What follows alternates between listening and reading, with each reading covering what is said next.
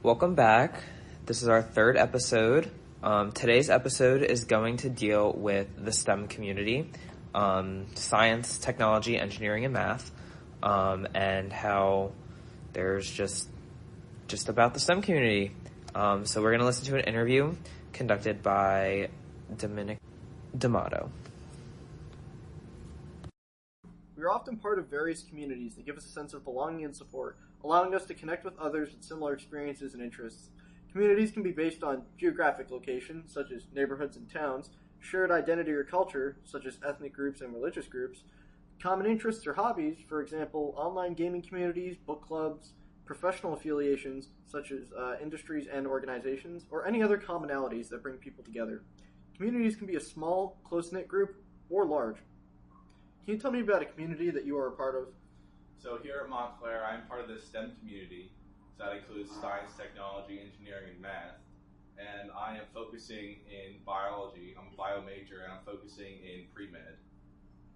Okay, what do you want to do with your pre-med specialization? So I want to go to med school and hopefully become a pharmacist. I've looked at possibly becoming a surgeon, but I think a pharmacist would suit me better. I like working, or I think I'd like to work with pharmaceutical drugs and in the medical industry, but not necessarily as a surgeon. I know that the STEM industry is very important. It means a lot. Yeah, why is this community important to you? Oh, yeah. So STEM community is very important to me because I've always wanted to be involved in biology and somewhat in the medical industry too. Ever since I was little, I've witnessed family members deal with medical issues, heart issues, and I've always just wanted to be able to help other people like that. I also have had a love for biology. Ever since, like I said, I was little, I've loved biology, I've loved nature. I didn't really like environmental science, but I want to go the route of the medical industry because I think I could do a lot better for the world and help out a lot more people that way. So in my last interview, I asked my friend Cody about if he grew up with any childhood experiences. Do you have any personal, like, academic or extracurricular interests that sort of drew you to the STEM field or, like, biology, like, specifically? Well, in recent years, I had a very influential teacher in my high school experience. I took an AP Bio class, actually, and this isn't where my love of biology started, but this is definitely where it grew. I had an amazing experience, and I wanted to take more biology classes when I got to college, and I think that's really where it went from me thinking I could possibly be a bio major to me knowing that I want to be a biology major.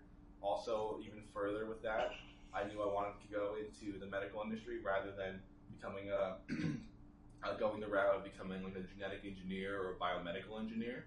So that class and that teacher specifically really helped me even out where I wanted to go in life within the biology field and the STEM field. Yeah, that's really important because I feel like being a part of the STEM community myself too, it's like if you don't have like a sort of innate interest in like what you're studying or like what you want to study, it kind of makes it harder to get like involved and like really succeed in your career. But like just besides curiosity, do you think you can talk about some other strengths that are a part of this community? Well, I would say the biggest strength actually is the intelligence and innovation within this community. If you think about most of modern innovations, it's done by people that have gone through the STEM community.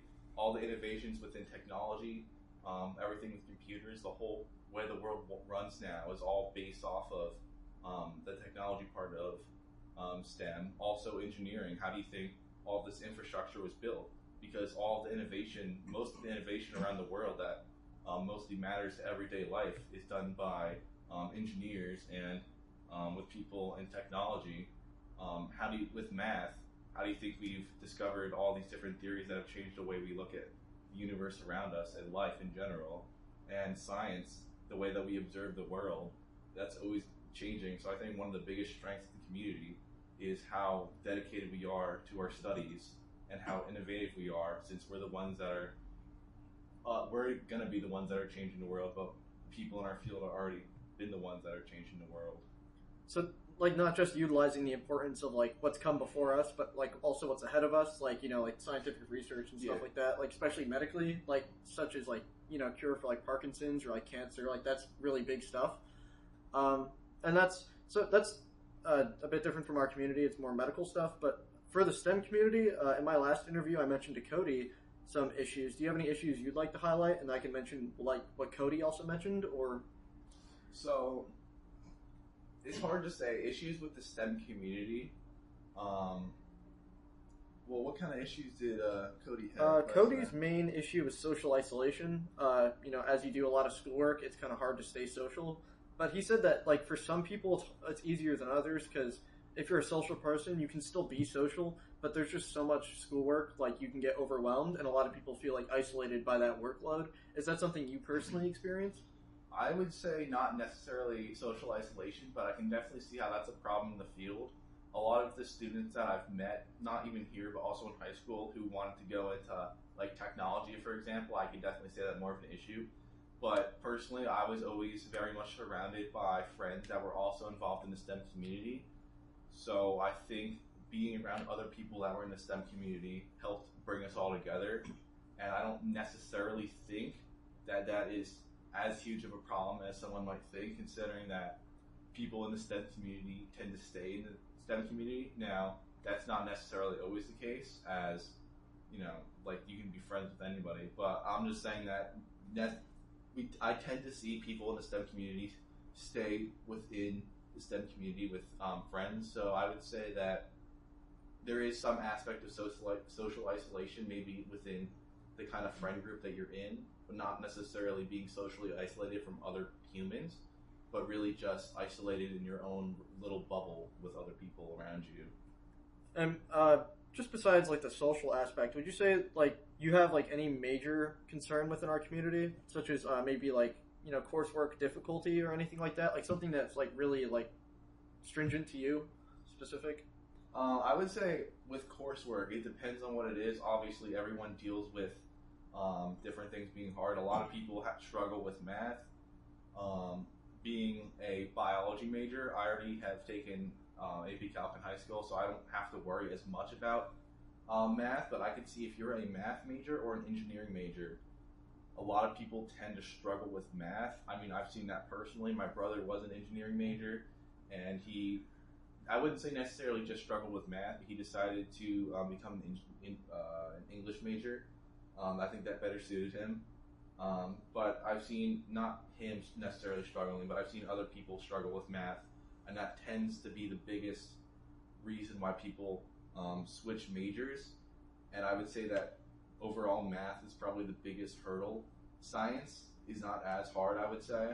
It's more hands-on. Math is more theoretical, and it's a lot harder. If you don't get math, then you really don't get math.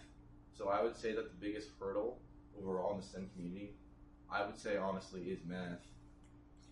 So, back to the social point though. So you would say generally, like your personal solution to that would be just maybe just find people with similar interests and just stick with them. Like if you can't like get out of your bubble, at least create your own bubble within the STEM community. Yeah, I would say that. I don't think it's necessarily that hard if you have common interests in the STEM community to other people to necessarily find friends. It might be hard to break outside of that bubble if you have very different interests than other people, but I don't think, considering how many STEM people we have now, I really don't think it's that much of a problem with social isolation. Maybe with the amount of course load, you might be somewhat isolated, but I don't think it would be as big of a problem to actually finding friends. I think it's just rather, do you have time to find friends? Yeah, I think overall that's a pretty good way to end the interview here. Thank you for your time. I appreciate it. Thanks for having me. This was a really great interview.